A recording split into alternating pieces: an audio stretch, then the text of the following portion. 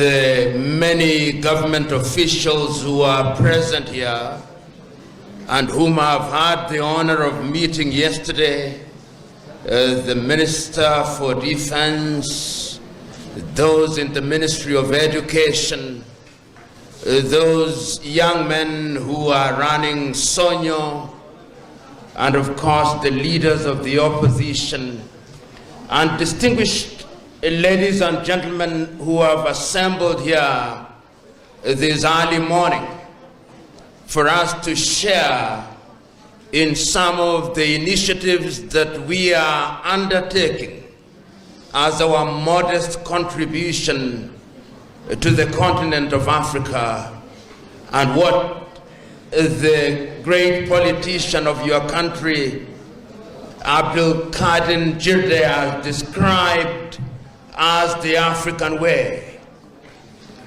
Just this morning, I was listening to a speech delivered by the former President of the United Republic of Tanzania, the late Benjamin William Mkapa.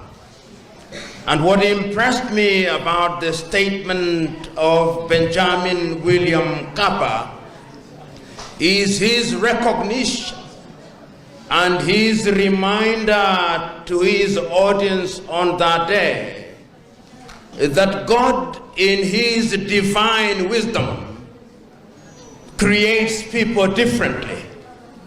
Some he creates tall, some he creates short, some he creates big, some small. But the diversity is indeed the essence of God's creation.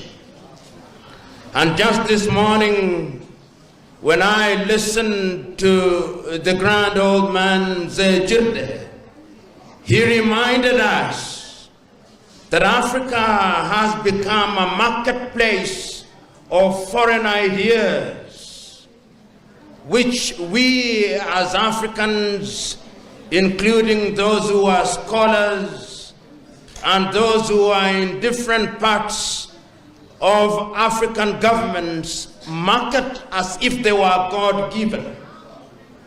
You visit African universities and they talk about the Washington Consensus, he said. We talk about the Beijing Consensus, he said. We talk about the European way, he said. We talk about the Turkish model, but we never talk about the African model or the African way. And that is the tragedy of Africa. We have lamented about it for long. We have criticized it for long. We have debated it for long. And I think the time is now that we must do something about it. We must do something about it by ensuring that our words are positive words that encourage rather than negative words that paralyze. We must do something about it in a manner that raises our enthusiasm rather than dampens our spirit. We have been told this morning that the great little country of Somaliland has a population, 75% of whom are below the age of 35. Those young men and women are looking for opportunities. They are looking for opportunities for employment. They are looking for opportunities to invent and to innovate. And they are looking to governments to create those opportunities. And we have witnessed in the recent past, when young Africans don't have opportunities, then they go to embassies of foreign countries to be abused and to be humiliated.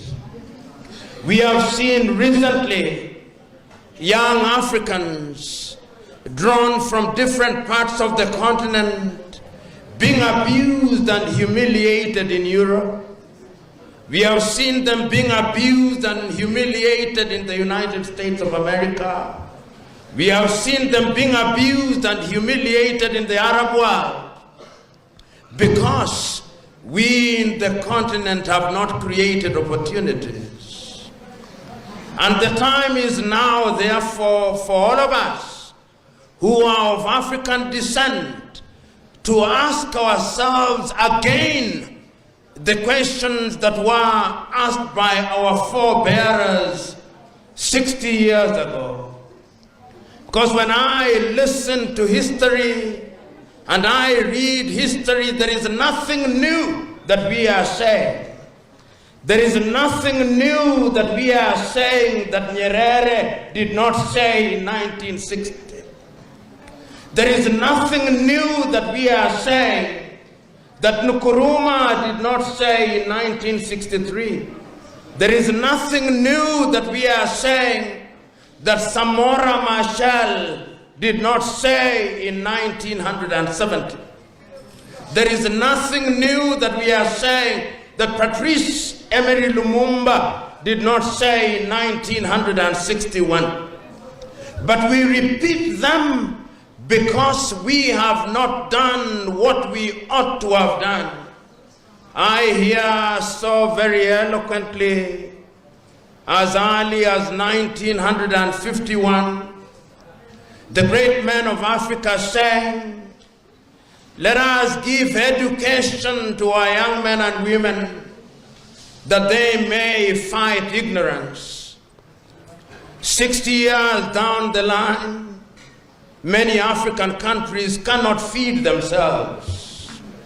Yet we have graduates in agriculture in the tens of thousands.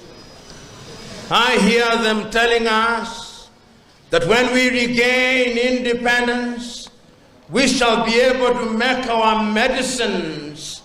We shall no longer rely on Europe or America, but everywhere you go, even in this era of COVID, the vaccines that we are receiving, none of them comes from the continent of Africa. We do not know what they are, but we consume them nevertheless. When they tell us it's Johnson & Johnson, we say it is Johnson & Johnson. When they tell us it's AstraZeneca, we say it is AstraZeneca. When they tell us it is Moderna, we say it is Moderna. We do not know the difference between Moderna, AstraZeneca, and Johnson & Johnson. We simply say they are because we are told they are. Which begs the question, what kind of education have we received? We have in the last many years produced thousands of engineers. But yet when I travel across the continent of Africa, I do not see our Africans doing the great engineering works. All I see are Chinese. I see those Chinese in every other African capital, which begs the question, what kind of engineering do we teach in our universities? When I travel across the continent of Africa, even in this assembly, I see all of you with mobile phones. But I've never seen a mobile phone produced by any other African country. Either the mobile phone is produced by the Koreans, or the Chinese, or the Canadians, or the Americans, or the Finns. There is no African mobile phone. And I ask myself, when will Africa produce our own? When I last evening traveled on the roads of Hargeisa, as I've done in many African countries, I see cars and traffic jams. But there is not a single African country in the last 60 years that has produced the car. And I ask, What kind of engineering do we teach in our universities? Right now, I see cameras from television and radio stations, including the microphone that I hold. None of them is made in the continent of Africa. That is the tragedy of our continent. We lament about how on a daily basis, before I stood up, I was provided with a bottle of water, and that bottle of water is Dasani, made by Coca-Cola in the United States of America. Even water, we do not consume our own. That is the tragedy of the continent in which we live. As I sit here, and I'm making it simple and basic, the gentlemen are wearing leather shoes. We have enough cows and enough hides and skins, but I dare say that 99% of the shoes that is being worn by the men and women in this assembly is from Europe and America. That is the tragedy. That is the Africa that we talk about. It is that Africa that we must change. And change we can, but we must make a resolve to make that change. Why is it, I often ask, that a few years ago, there are few of us here alive who are there when in 1945, Germany was bombed to the ground. Today, it is a world power in science and technology. What happened that they rose from the fire of extinction to the hard ground of reality and discovery? What did they do? There is not an army of angels that descended upon Germany to do the building, no. They took a solemn vow that they'll change their circumstances. Can we Africans do that? In 1953, Korea was involved in war and they destroyed each other. Today, if you walk into any television station, there is an equipment in the sector that comes from Korea in the name of Samsung. Turkey, until very recently, was a country that was not known for much except our history. Today, if you want to buy an iron box, Ramptons is from Turkey. Can we Africans do that? You know, whether you read the Holy Quran, or you read the Christian Bible, or the Jewish Torah, or the Hindu Vedas, the divine instruction is that you go out there and subdue the world. How have we subdued the world, we of the African continent? The world has subdued us. That is why we still import things that we can make for ourselves. In the words of the great Kenyan professor and thinker Ali Mazrui, Africa produces what it does not consume and consumes what it does not produce. That is what we want to change. And change it we can. Particularly if we invest in our young men and women. You know, several years ago, I listened to the great Nelson Mandela. And he said that part of the problem of Africa is the assumption that she can grow without involving her women in growth. And he said, how can you have two hands and tie one and expect that you will function in the same way? Africa has held our women down for too long.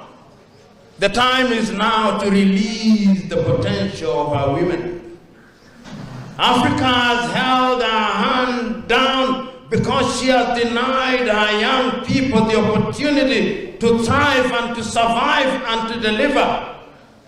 The time is now that the potential of the 75% that are to be found here in Somaliland and to be found in Africa must be unleashed.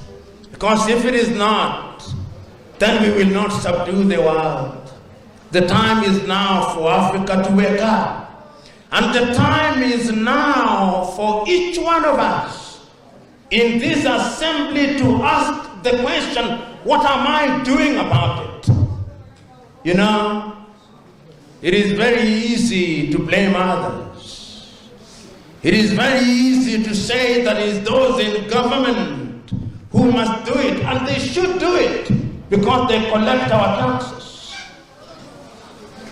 But it is also your duty to make a contribution by making demands of those whom you give the honor and privilege of serving you.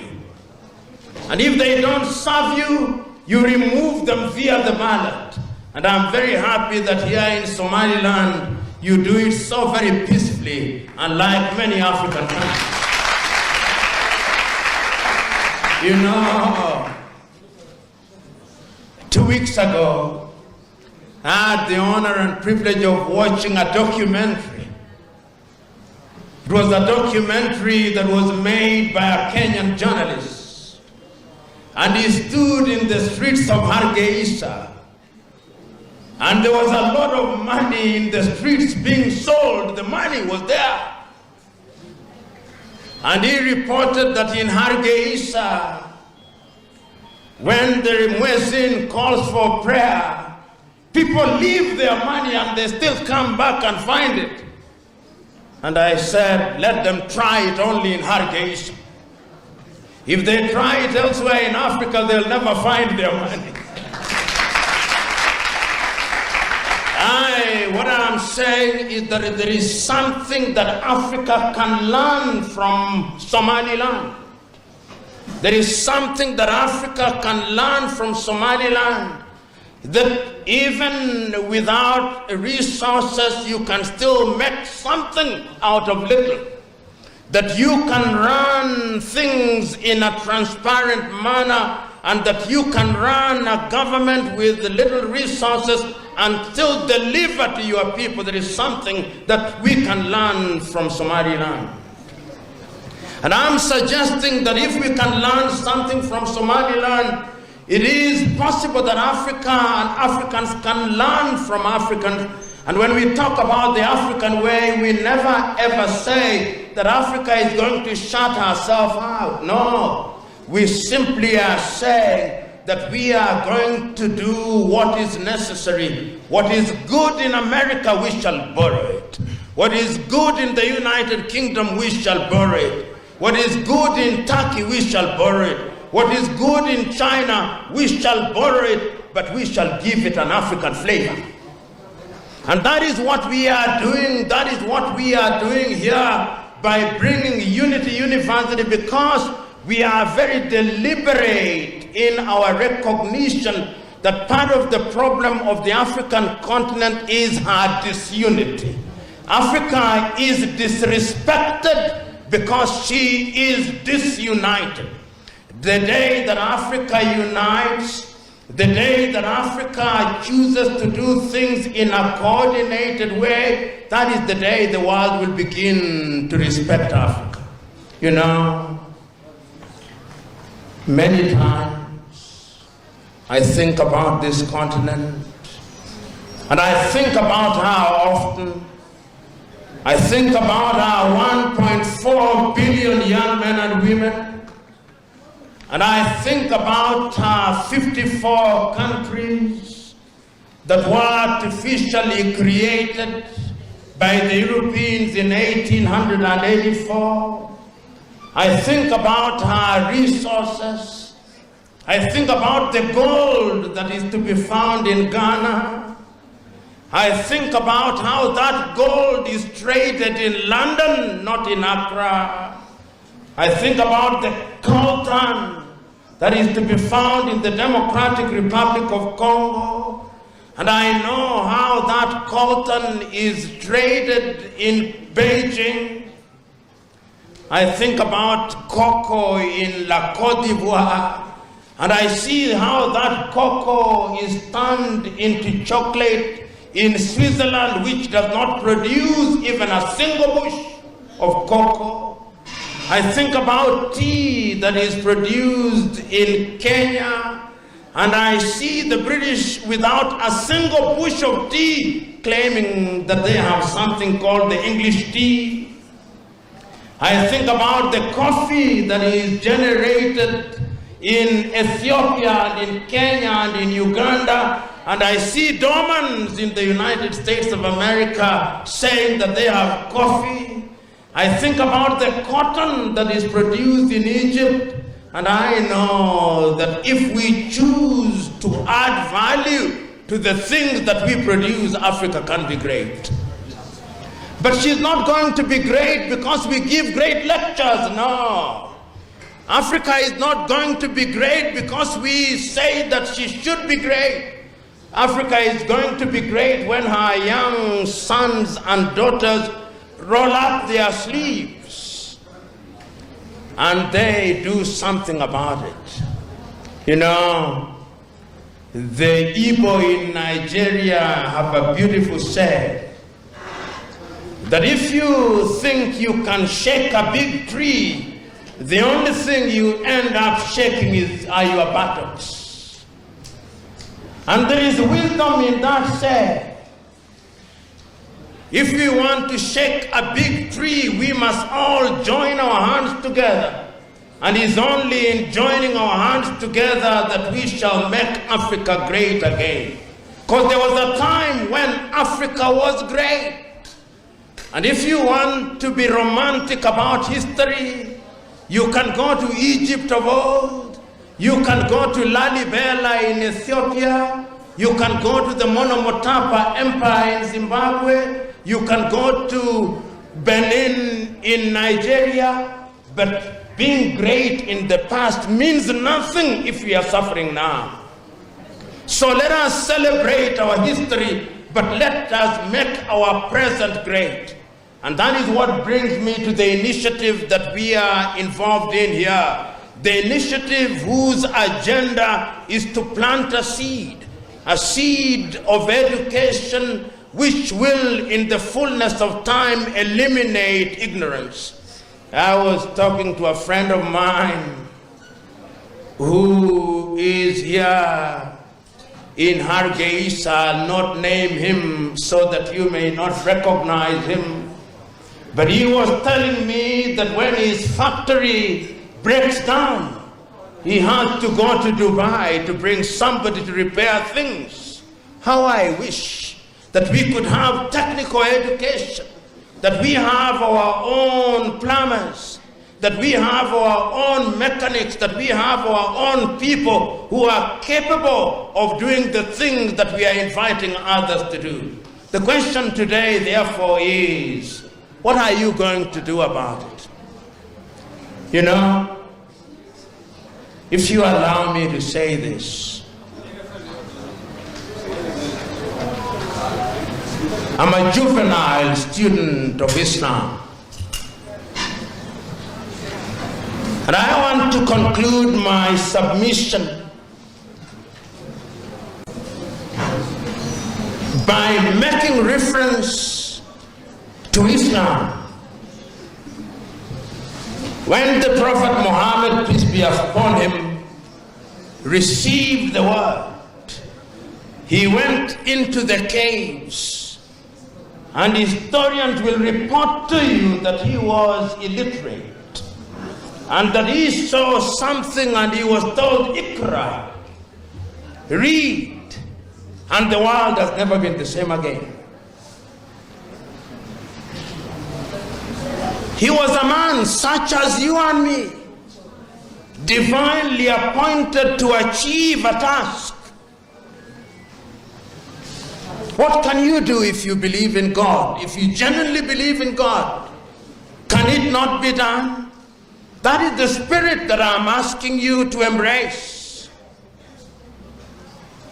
When the Prophet was expelled from Mecca, how many gods were resident at the Kaaba? Arab pagan gods. You will ask yourself and you will discover. And when the Prophet moved to Medina. How many wars did he fight before he came back to Mecca? In one of the battles, I don't know whether it's the Battle of Uhud, he was outnumbered several times over. But he had a resolve, him and his Sahabas. He was a man such as you and me, instructed by God, and he believed that it could be done. I am visiting a country where in every hotel room they'll give you a direction showing you where the Qibla is. Ask yourself, at a practical level, when you are looking at Mecca, in a practical sense, what should he do? Which God do the Chinese worship that we don't worship? Which one? If our God is God and is God, then we can do all these things. So, ladies and gentlemen, mine to you is to join hands with us in unity, remembering always that it can be done, and that it can only be done when we choose to do something about it. You know, many times now, I'm a Christian by faith. But there is a brand of Christianity that has emerged in which I do not believe. A brand of Christianity which suggests to us that the things that require hard work will be realized through prayer only. You know, God is deliberate. God gave you wisdom to go and do certain things.